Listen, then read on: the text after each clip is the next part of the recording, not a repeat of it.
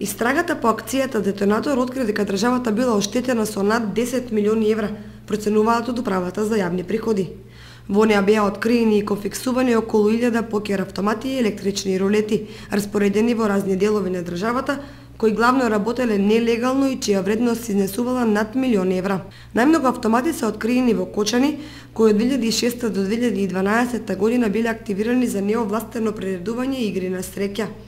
Во рамките на Детонатор се поднесени 16 кривични пријави, од кои 19 против физички, а 8 против правни лица. Сепак, колкава е вистинската штета која е нанесена на државата, никој ништо нема да може точно да утврди. Во просек еден покер апарат носи меѓу 2 и 3.000 денари чист профит секој ден. По оваа бројка треба да се помножи со бројот на апарати кои биле во нивна сопственост и периодот во кој работеле, за да би се добила евентуалната сума која секако е далеку од точната и вистинската. Ако се знае дека парите уплаќани за кредити на апаратите за коцкање не се внесувани во фискални каси, станува јасно зошто надлежните немаат представа колкав приход носел нелегалниот комар.